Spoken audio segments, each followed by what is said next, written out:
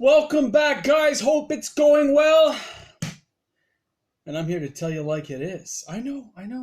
Got a Warhammer here, Dungeon Dragon shirt on, and a whole lot of attitude looking right at you. Alright, guys, welcome back. I'm Moxman. Here we go, guys. I am not here to talk about magic today. I know, it's crazy. Because it's Tuesday. And I know you guys love Storytime Tuesday, so we're gonna open up now. Not M&M meats. I know it looks like that. I will tilt sideways to open. But I thought today we'd take a walk down memory lane. My memory lane. Because, that's all I talk about here. So, we're going to harken back to 1987. And I'm hanging in a buddy's basement with Dungeons and Dragons First Edition. Amazing. Amazing stuff. And we were learning to play. We were learning to follow the rules, create the story, be the character. Here's the funny thing. I only did it once. I fell so much in love with it, I became the dungeon master for all my buddies, all my friends. I ran the campaigns basically from there on in. For those of you who are my friends watching, you know it's true. So, I thought today we'd take a look at some of the stuff. Now, when we used to play back then, guys, there was a lot more going on than just the storytelling and the books, although that was the main part. What's in the box was cool. So, the problem is I haven't taken care of this. I'll be honest. When I moved out of my parents' place many moons ago, my mom and all of her wisdom, thank God she didn't throw this away. Thank you, Mom. But she did just kind of box everything up. Just tossed it all in. And for those of you who played Dungeons & Dragons, back in the day, figures were pewter. They were made of metal. This is a Spectre, I believe, right? It's a Spectre. This one's from 1993. Phantasmal Spectre. Of course, I painted these myself back then in high school. He's got nice red eyes. I think I can get that close. Close. Can I balance him? Oh, it doesn't show up there if I balance it. But, guys, these went on forever. I have literally... Undead Horror. Oh, one of my favorites. An air elemental. Always liked air. And guys, of course, when my mom did this, some didn't quite make it. Some, like the big boys, who have these giant wings and huge pieces, they didn't make it. Mom kind of messed me up. But, I mean, the pieces are here. So, I'll be honest. This is just... Don't break it. This is a reglue. Like, these can be reglued. They can be saved. Oh, here's one for you. Ready? You know what that is? Huh? That is a Jabberwock. Guys, this stuff thrilled me as a kid. Oh, here's one. Here's where they start going to plastic. And this would, this doesn't even have a thing on it. I believe these were the 94, 95. But I was always a pewter guy. Young Dragon of Kryn. Young Silver Dragon of Kryn. Undead skeletons. Oh, this is a giant undead skeleton, actually. His arms are missing. But the good news is it's all here. Hidden somewhere deep inside here. And it wasn't, I know you guys aren't going to know this one. You know what that is? I'm not going to tell you what this one is. I want somebody with any knowledge of D&D. I'm going to try to stay very still so it focuses a little bit better. Starts with a K. All right.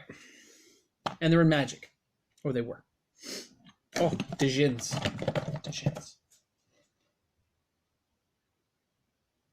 Like, guys, and these weigh a ton. Like, this box, just, oh my God, guys, okay. Aliens. Some of the stuff was quite rare, guys. I'll be honest, Ral Partha figurines are worth a fortune now. I didn't realize this, but it was pointed out to me somewhere else. See, there's that dragon's big footing. Oh, guys, this stuff was just, it all weighs a ton, right? But it was amazing. It was part of my thing about doing my campaigns was being able to create these elaborate places for my characters to go. They are super dusty. They've been here like probably about 30 years since I moved in. So he has a sleeping red dragon. He's got his treasure. I don't know if you guys can see that very well. But I painted these all as a kid with a very steady hand. Oh. Barbarian. And we would run our campaigns. We had these big grid maps. So it wasn't just storytelling. You're doing a whole thing. Most campaigns, I would say, lasted 5-6 months. We played like 12 hours, 13 hours on Saturdays. Very crazy things we did back then as kids. And we just let this stuff rip, guys. Oh, what's this one? Okay, this one's bent. Let me see if I can bend it back. Good news is with pewter, you can bend it a little bit before. It's a dead guy on a spike. A skeleton on a spike. And of course, we had these little grid maps where we'd set this up. Oh, a dwarf. Spearman. I have a couple of those painted. And we would have these elaborate battles, campaigns. Oh, a wraith. And these campaigns, everything from Forgotten Realms. There was a campaign world called Al-Qadim we went to. Spelljammer. Dark Sun. Of course, my favorite is always Forgotten Realms just because of the sheer size of the campaigns. I, by the way, have a lot more figures over there, and I have some post up. Oh, I'm going to get you one. Hold on. Bear with me. I'm coming back. There's just one particular one I wanted to show you guys. Where'd I put him? There he is. See, we got any Tolkien fans in the house today. So, this one. Oh, he's a little low. Hold on. Let's see if I can pump him up here. Still a little bit low. Hold on. Get him a little closer. And I'll do a spin. See if you guys can name this one.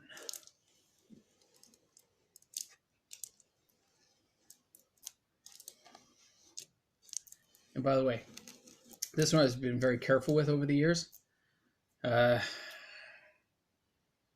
This one is 1988. Raoul Partha, all rights reserved.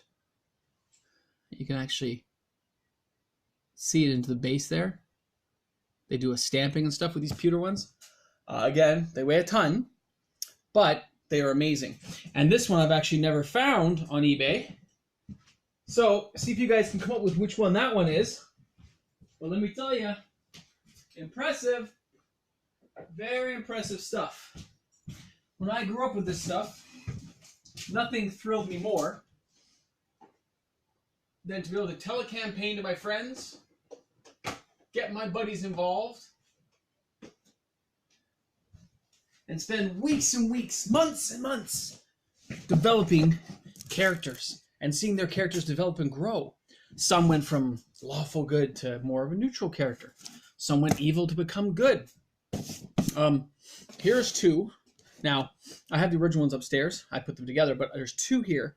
When I went on a field trip in school, I didn't eat for a week. I saved every penny of that food money my parents sent so I could buy a couple of models. So, this is from the World of Krynn, Dragonlance, and this is Huma's Silver Dragon. This one is 1986. I'll check to make sure.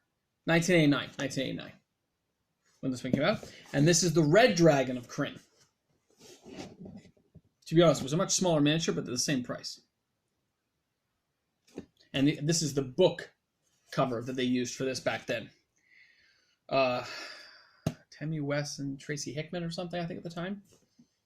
Just amazing. Now, of course, these are all owned by Wizards of the Coast, guys. These are all owned by Hasbro now because this was Dungeons & Dragons, which was TSR. TSR got bought by Wizards of the Coast in about 5-6 years of Magic. They had so much money, they just bought the gaming company. And then from there, it went on to become Hasbro. So you see how the little fish gobbled the bigger fish. But considering that Magic had such a small base to start with, but it made so much money so fast, and then we jump over to Dungeons & Dragons, which had been around for, 25, 30 years already. But they never got big enough. And lots of setbacks back then with how people thought of things. But just crazy to see how the little fish ate the big fish. This one is an original packaging with the original figures inside. Right? So nice. Now, some of these are older than others. Like there's an undead caller. There's a monk. Right? Oh, she's from Ravenloft, a female vampire. There's a few different ones in here. Some are more scantily clad. Even, I think this guy's what's his name? Death Dealer. The horns you can see. Crazy stuff they tried to replicate and create back then. Elven Hero. His sword broke off. Dwarf Axeman. Got Praying Monk. So cool. But this is the stuff I grew up with. And I think this is the karate guy. There's like a ninja. Oh, Bruce Lee wannabe! And somebody gave him a big, he has an overly sized bald head. He's like Lex Luthor head. Now the thing is, it's funny, I bought all these guys. I spent a lot of money from paychecks on these bad boys, let me tell you. Just trying to build up my collection. A greater druid. So he was like a level 25 druid. Yeah, I thought I was such a good painter. And I mean, I'm not bad, but I've seen other stuff people do with Warhammer, and I go, yeah, I suck. But at the time, I was so impressed with myself. And then that's what Dungeons & Dragons was like. It was that storytelling ability. And watching your friends make a choice. I had one friend. I'm sorry, dude, I'm calling you out. Minotaurs were a new character class that you could pick back then. New. Okay? I'm just going to put these back. They were a new class. And they got a +2 to strength, a +2 to constitution. Okay? But they got a -2 to intelligence, -2 to charisma. By the way, I only played 2nd edition. So any of these newer ones, I don't care about them. I lived and died in 2nd edition. Nothing else matters. They only come up with new editions to make more money. We all know that. So I'm a 2nd edition guy. So, and he was a Minotaur. Of course, he had strength 19, and I let him get away with quite a few things. He wanted his character to be, tough, big, hill giant strength. So they come out to a locked door, and everyone knew the thief should be checking the door, and he didn't want to wait. Oh, I want to test my strength. I'm going to kick open this door. Okay, I said, roll a d20. Door is 8. If you get 7 or higher, you're going to, 7? No, 9, 11 or higher. You're going to rip that thing off its hinges. So he rolls, it gets like a 14 or whatever, rips through the door, goes, okay, I'm going in. I'm like, you're going in? You seriously just walking into a room in a dungeon? He's like, yeah. I make a roll. He gets disintegrated. Wand. Just disintegrates him. He's gone. Character died. First 20 minutes of the brand new campaign. He got so mad. And by the way, we did this at a buddy's local LGS, so he used to stay there at nighttime, and we play at 6 o'clock till midnight. Got so mad, he didn't talk to us for a year. I didn't tell you to walk through that door. And you know who you are. I didn't tell you to go charging into that door after you busted it open. You should let the thief go. Check for traps. But you didn't. You made a choice. And you died, bro. Anyway, he got so frustrated and mad that he didn't even want to make a new character. He's just like, I'm done. I'll just sit this out. He sat out for a year of that campaign. He wouldn't come to any games, wouldn't play an NPC. And by the time he finally kind of got around to doing it, the campaign was over. He didn't want to join again. He actually left the game. And that was a shame because we had 6, 7 of us who were really dedicated, came every week, took it seriously. Storytime was serious. Not this jokey stuff I see at my local LGSs at Up North games. That is not good storytelling. If you're not spending 10, 12 hours during the week building your campaign up to that date, getting all the scenarios set up, all the ways they could do things, you're not doing a good job, okay? I'm sorry, Ryan. I've watched most people play. No. But when I got into the game, of course, it got me into the figures, the miniatures, the compendiums of the monsters. I would read everything from the Tarsarak all the way through to all the different dragons to see who are the best, who are the toughest, who are the greatest things, the different vampires, dwarven vampires, elven vampires. It was very cool. And it reminded me, I went from playing Dungeons & Dragons to playing Magic, which is basically still fantasy. I still read fantasy books now. They're the only books I read and buy a hardcover for. And it's cool. I only read R.A. Salvatore. Great guy. If you don't read him, I started back in what, 80, 88? And I still read them now. Same character. Very crazy. So I think it's crazy to think about that, but that's how it goes, guys. It's all a big journey. When I look at this stuff, this is my teenage years, man. This is time and effort. Oh, werebear, unpainted werebear. This is time and effort spent doing this stuff, man. Oh, look, warriors that started having the plastic bases. You know, it was time spent that we loved, and we believed it. Oh, here's a blue Dajin. You know, and I look at those and I go, I remember painting this in my parents' place. I remember sitting down on Saturdays and just with little tiny paintbrushes. It blows my mind. His head's missing. Same guy, if you can guess it.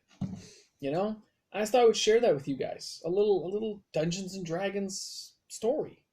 A little bit of childhood come to life. I came across these cleaning up because my ceiling caved in, and I said, yeah, what a great tale to tell. I mean, I could tell you actual campaigns. I could give you guys a scenario over the thing, but like, that is crazy how I went about doing this. And this is like solid metal. I think I had to solder this one together with my mom's soldering kit. Like, what's this guy? Hold on. He's missing an arm. It's like a living like a tree ant. I think he's an evil one though, like a bog ant or something. He was a bad guy. And it's just crazy to see, you know. Anyway, thought you guys might like to see that. A little something different today for story time. Yeah, brings back a lot of good memories, guys. All right, I'm going back upstairs to start tearing apart the rest of my house. Got a roof to cave in and more roofs to build. Thanks a lot, guys. If you're new to the channel, hit subscribe. You never know what you're going to like. All right? Have a great one, guys. Cheers.